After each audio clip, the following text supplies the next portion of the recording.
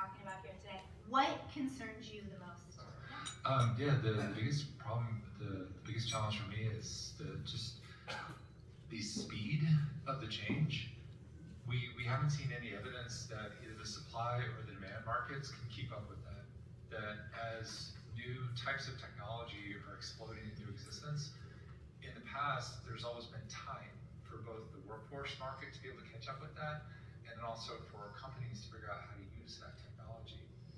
So the fear is what we're going to start seeing is, especially with machine learning, as it begins to take on more and more of the workforce, the supply and demand is such that you won't have as much demand for the workers that are currently in the workforce, which is going to lead to a heavy drop in compensation.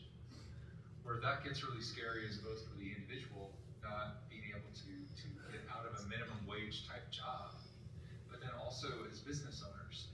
What we're really worried about seeing is the concentration of wealth is going to get increasingly worse at a much more rapid pace. What we see when we look at this automation is you're going to see the top 10%, top 1% control more and more of the wealth. That group has a much higher tendency to save rather than spend. And so that's going to tend to lead to either stagnation in the economy or a pretty serious recession, because you're going to have 80%, 90% of your workforce that's going to get pushed down into much lower paying jobs. So not a great experience for the workforce, but then also some pretty terrifying challenges for the economy as well. Did you want something less terrifying? Dan, how are you? I think the biggest concern I have is that the average employee doesn't have an entrepreneurial mindset of saying, the world's going to change, I'm looking forward to it. I think that when you have an entrepreneurial mindset, you assume change is going to happen, but you want to get ahead of it. All these people who are in our program are proactive.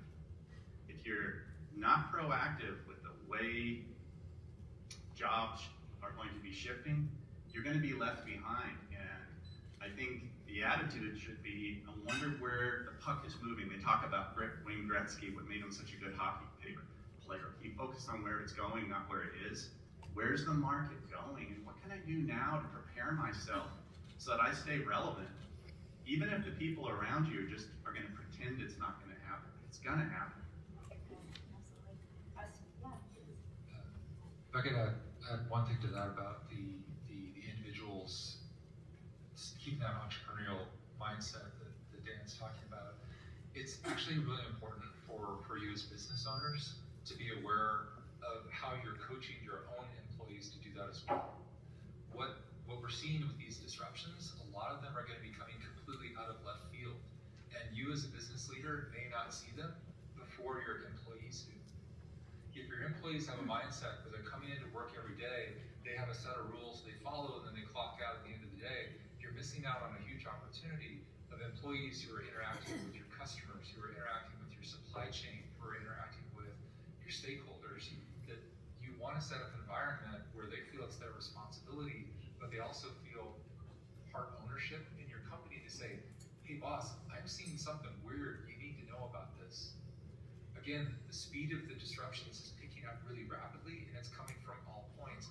You as a business leader may not always be as well positioned as your employees to see that coming.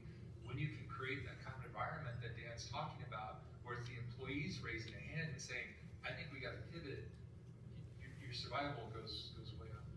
Harlan, that feedback loop that you're talking about that's so necessary. Is it off? Oh, that feedback. Okay, no. Yeah. Well, you were saying earlier that employees are less loyal, and we're facing that, right? That they're going to be moving so much faster to other companies. And if, as employers, we're not listening to the employees and asking for that feedback, they're just moving. They're going to go somewhere else, right? They're going to go work for more sophisticated leaders where they feel like their feedback matters and that they can bring change to their organization. I think one of the things, just to follow up on that, is to date, all of our apprenticeship is actually bringing new people into the workforce and not focusing on their current company. I think what we're learning is now about things like WIOA funds that enable companies to upskill your current employees. It's a lot easier to upskill someone who you think has these great people skills. Let's do some type of pre-apprenticeship to see if they have the chops for technical, and then upskill your own people. I think that'll happen more and more because it's so much less risk than bringing someone completely new into your organization that has a lot of unknowns.